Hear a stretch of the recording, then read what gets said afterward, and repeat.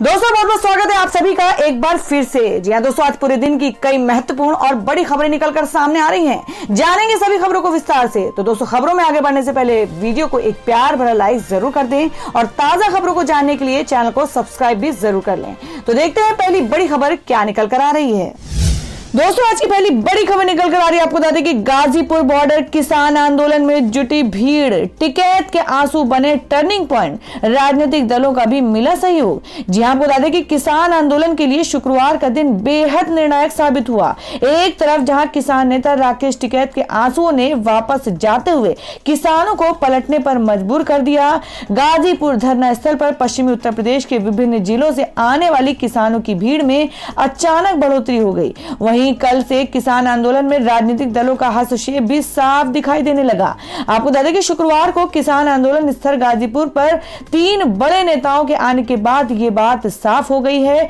सुबह सबसे पहले राष्ट्रीय लोकदल के नेता जयंत चौधरी, आम आदमी पार्टी के नेता और दिल्ली के उप मुख्यमंत्री मनीष सिसोदिया और देर शाम कांग्रेस के उत्तर प्रदेश अध्यक्ष अजय कुमार लल्लू किसानों के बीच दिखाई दिए। छोटी चौधरी के आने के बाद से ही गाजीपुर धरना स्थल पर पश्चिमी उत्तर प्रदेश के विभिन्न जिलों से आने वाली किसानों की भीड़ में अचानक बढ़ोतरी हो गई। गुरुवार की शाम तक ऐसा लग रहा था कि जैसे मानो धरना 1 से 2 दिन में स्वतः ही समाप्त हो जाएगा, लेकिन राकेश टिकैत के आंसुओं ने पूरी बाजी ही पलट कर रख दी। अभी तक किसान आंदोलन में उत्तर प्रदेश और उत्तराखंड के वयोवृद्ध किसान ही दिखाई पड़ते थे, लेकिन गुरुवार की रात हुई पुलिस कार्रवाई के बाद युवा पीढ़ी आंदोलन की तरफ आकर्षित हुई है। युवा नेताओं में भारतीय जनता पार्टी और उनके नेताओं के खिलाफ क्रोध साफ झलक रहा है। शुक्रवार की देर शाम तक आंदोलन स्थल पर कुल किसानों में लगभग 60% से अधिक युवा किसान दिखाई पड़े। और दोस्तों, मैं अगली खबर में आपको बता दें कि देवेंद्र फडणवीस से मुलाकात के बाद अन्ना हजारे ने बदला फैसला, कहा अब नहीं करेंगे अनशन। जी हां, आपको बता दें कि समाज सेवी अन्ना हजारे अब कृषि कानूनों के खिलाफ अनशन नहीं करेंगे। अन्ना हजारे ने महाराष्ट्र के पूर्व मुख्यमंत्री देवेंद्र फडणवीस और केंद्रीय मंत्री कैलाश चौधरी से मुलाकात के बाद ये फैसला लिया है। अन्ना हजारे के कार्यालय ने कहा कि शुक्रवार की बैठक में यह निर्णय लिया गया कि कृषि मंत्रालय, नीति आयोग और अन्ना हजारे द्वारा अनुशंसित कुछ सदस्यों वाली एक समिति किसानों से संबंधित मांगों को लागू करने पूरा करने के लिए अगले 6 महीनों में एक प्रस्ताव बनाएगी। कैलाश चौधरी और देवेंद्र फडणवीस ने कल अन्ना हजारे से आंदोलन न करने की विनती की, जिसे अन्ना ने स्वीकार कर लिया। बता दें कि लगभग 2 सप्ताह पहले अन्ना हजारे ने प्रधानमंत्री नरेंद्र मोदी को एक पत्र लिखा और अपना फैसला दोहराया कि वह जनवरी के अंत में दिल्ली में किसानों के मुद्दे पर अंतिम भूख हड़ताल करेंगे। उन्होंने तारीख बताए बिना कहा था कि वह महीने के अंत तक उपवास शुरू करेंगे। इससे पहले पिछले साल 14 दिसंबर को हजारे ने केंद्रीय कृषि मंत्री नरेंद्र सिंह तोमर को पत्र लिखकर आगाह किया था कि कृषि पर MS स्वामीनाथन कमेटी की सिफारिशें समेत उनकी मांगे नहीं मानी गई तो वह भूख हड़ताल करेंगे। उन्होंने कृषि लागत और मूल्य के लिए आयोग को स्वायत्तता प्रदान करने की भी मांग की थी। हजारे ने कहा था, किसानों के मुद्दे पर मैंने केंद्र के साथ 5 बार पत्र व्यवहार किया, लेकिन कोई जवाब नहीं आया। और दोस्तों, मैं अगली खबर निकल कर आ रही है। आपको बता दें कि मुंबई लोकल ट्रेनों में 1 फरवरी से आम लोग कर सकेंगे सफर, टाइम स्लॉट तय, इस वक्त कर सकते हैं यात्रा। जी हां, बात करें कि मुंबई में लोकल ट्रेन सेवा 1 फरवरी से सभी के लिए उपलब्ध होंगी। महाराष्ट्र की उद्धव ठाकरे ने नेतृत्व वाली सरकार ने शुक्रवार को इसको लेकर आदेश जारी किया है, जिसमें कहा गया है कि सोमवार 1 फरवरी से मुंबई लोकल पूरी क्षमता के साथ चलेगी। हालांकि पूरे दिन ट्रेनें नहीं चलेंगी, इसके लिए समय तय किए गए हैं। जी आपको बता दें कि बीते साल मार्च में कोरोना संक्रमण फैलने के बाद मुंबई लोकल को रोक दिया गया था। लॉकडाउन हटने के बाद कुछ ट्रेनों को काफी शर्तों के साथ शुरू किया गया था। केवल कुछ श्रेणी के यात्रियों को ही मुंबई क्षेत्र में लोकल ट्रेन से यात्रा करने की अनुमति दी गई थी, जिसमें महिलाएं और आवश्यक सेवाओं से जुड़े लोग शामिल हैं। लोकल ट्रेन को दोबारा पूरी क्षमता के साथ शुरू करने के लिए हाल ही में राज्य सरकार, रेलवे और BMC के अधिकारियों की बैठक हुई थी, जिसके बाद मुंबई की लाइफलाइन कही जाने वाली लोकल ट्रेन को फिर से शुरू किया गया है। बता दें कि कोरोना संक्रमण के पहले मुंबई लोकल से औसतन 85 लाख यात्री रोजाना यात्रा करते थे। रोजाना 32,000 ट्रेनों से ये यात्री चलते थे। महाराष्ट्र में कोरोना वायरस संक्रमण के मामले देश में सबसे ज्यादा आए, वहीं मुंबई में भी संक्रमण बहुत ज्यादा रहा। इसको देखते हुए भी राज्य में सख्ती ज्यादा की गई। तो दोस्तों, खबरों में आगे बढ़ने से पहले जान लेते हैं आज के माइंड क्विज के सवाल को। आज का सवाल है, आपको बताना है कि चार मीनार किस राज्य में स्थित है।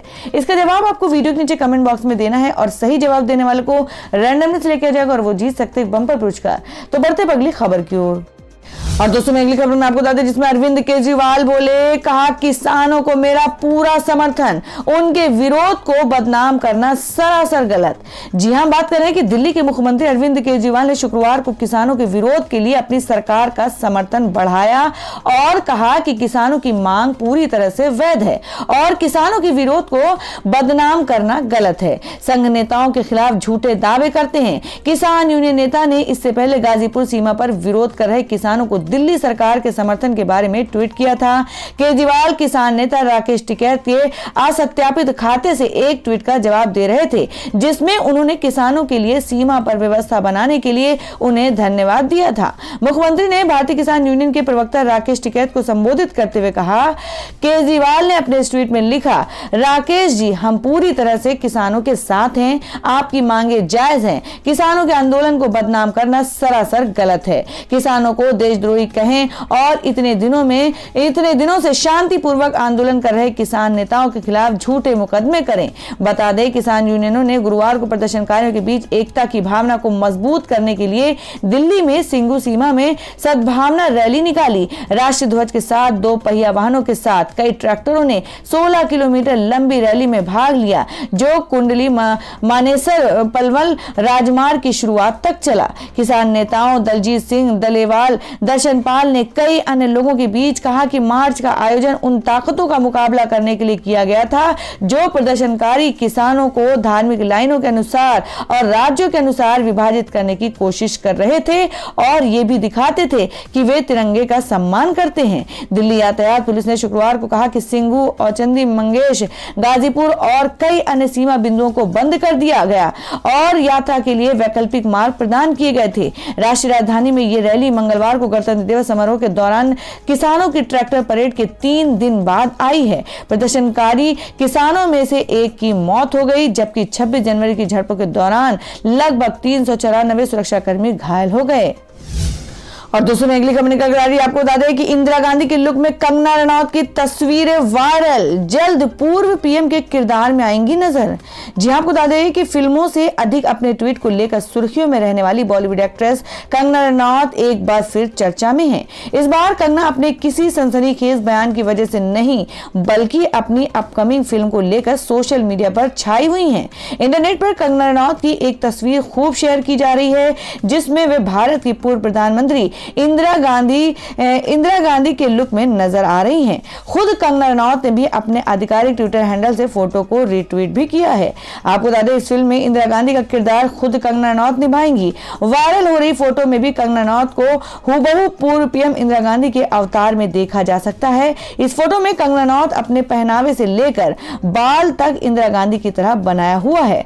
आपको बता दें कि रिपोर्ट के मुताबिक कंगना रनौत ने शुक्रवार को अपनी पॉलिटिकल ड्रामा पर आधारित फिल्म का ऐलान किया।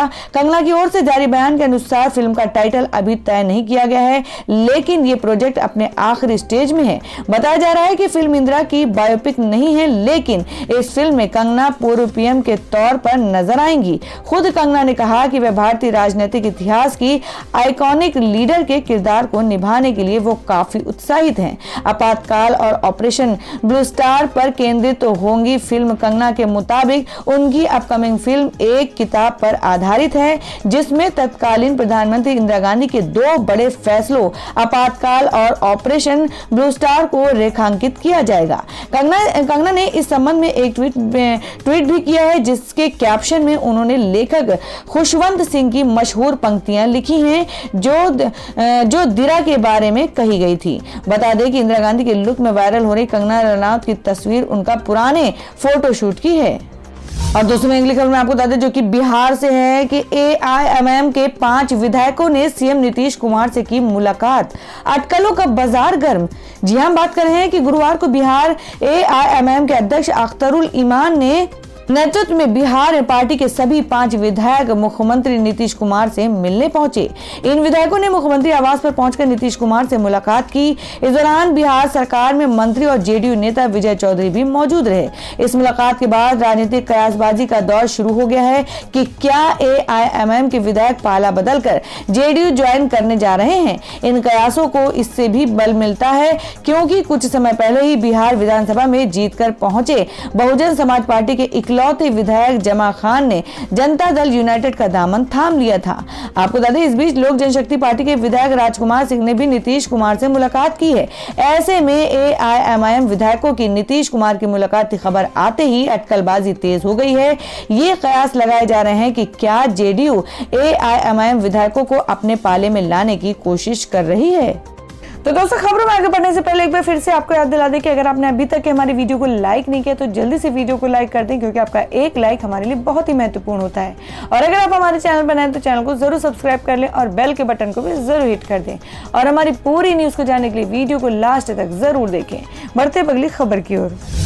और दोस्तों, मैं अगली खबर निकल कर आई जिसमें आपको बता दें कि कुणाल कामरा ने अवमानना केस में सुप्रीम कोर्ट से माफी मांगने से किया इनकार। बोले चुटकुले हकीकत नहीं होते। जी हां, आपको बता दें कि सुप्रीम कोर्ट में पेश किए गए हलफनामे में कामरा ने कहा कि मेरा ट्वीट न्यायपालिका में लोगों के विश्वास को कम करने के इरादे से नहीं है। ऐसे में अगर सुप्रीम कोर्ट मानता है कि मैंने एक लाइन पकड़ ली है और मेरे इंटरनेट को अनिश्चित समय के लिए बंद करना चाहता है, तो मैं भी अपने कश्मीरी दोस्तों की 15 अगस्त को हैप्पी इंडिपेंडेंस के पोस्ट कार्ड लिखूंगा। आगे कामरा ने कहा कि लोकतंत्र में सत्ता की किसी भी संस्था को आलोचना से परे मनाना तर्कहीन और अलोकतांत्रिक है। शुक्रवार को उनके खिलाफ अवमानना मामले में सुनवाई में stand up comedian Kunal Kamra ने सुप्रीम कोर्ट में अपने हलफनामे में कहा कि शक्तिशाली लोगों और संस्थानों को फटकार या आलोचना बर्दाश्त करने में असमर्थता जताते रहना चाहिए। हम असंतुष्ट कलाकारों के देश में कम हो जाएंगे। ये दुनिया मेरी क्षमताओं का अधिक आकलन है। बता दें, कामरा को 18 दिसंबर को न्यायपालिका और न्यायाधीशों और अपने सोशल मीडिया पोस्ट के माध्यम से कथित रूप से बदनाम करने के लिए अवमानना का नोटिस जारी किया गया था। अब जब अटॉर्नी जनरल के वेणुगोपाल ने अवमानना कार्रवाई शुरू करने के लिए अपनी सहमति दी थी, कामरा ने नोटिस के जवाब में अपना हलफनामा दायर किया था। शपथ पत्र व्यंग्य से भरा हुआ था और लोकतंत्र में सत्ता की किसी भी संस्था को मानना आलोचना से परे है। ये कहने की तरह है कि प्रवासियों को एक गैर योजनाबद्ध देशव्यापी तालाबंदी के दौरान अपना घर वापस खोजने की जरूरत है। सुझाव है कि मेरे ट्वीट सबसे शक्तिशाली अदालत की नींव हिला सकते हैं। ये दुनिया मेरी क्षमताओं का अधिक आकलन है। और दोस्तों, मैं अगली खबर में जान लेते हैं क्या है देश भर में मौसम के ताजा हालात। जी आपको बता दें कि उत्तर भारत में शीतलहर का प्रकोप जारी। जाने बिहार, यूपी सहित अन्य राज्यों के मौसम का हाल। जी हाँ, बात करें कि उत्तर भारत के कई भागों में शीतलहर का प्रकोप जारी है और ठंड से अभी राहत मिलने की संभावना नहीं है। जानकारी के मुताबिक ठिठुरन भरी सर्दी का ये सिलसिला अभी आगे भी जारी रहने की संभावना है। राजधानी दिल्ली में अगले 2 दिनों तक शीतलहर का प्रकोप जारी रहने का अनुमान है। झारखंड के कुछ इलाकों में बारिश हो रही है। मौसम विभाग ने चेतावनी से भरी एक एडवाइजरी जारी की है, जिसमें साफ किया है कि जनवरी के अंत तक देश के कई राज्यों के हिस्सों में शीतलहर का प्रकोप रहेगा। मौसम फिर करवट लेगा और देश के कुछ इलाकों में बारिश की संभावना बनी हुई है। तो दोस्तों, ये थी अब तक की सभी बड़ी खबरों की अपडेट्स। टुडे ब्रेकिंग न्यूज और लेटेस्ट खबरों को देखने के लिए हमारे चैनल को सब्सक्राइब जरूर कर लें। वीडियो को लाइक और शेयर भी जरूर कर दें अपने दोस्तों और रिलेटिव्स के साथ। तो दोस्तों, फिर मिलेंगे काम की खबरों और सरकारी योजनाओं की एक और नई वीडियो के साथ। तब तक के लिए धन्यवाद दोस्तों।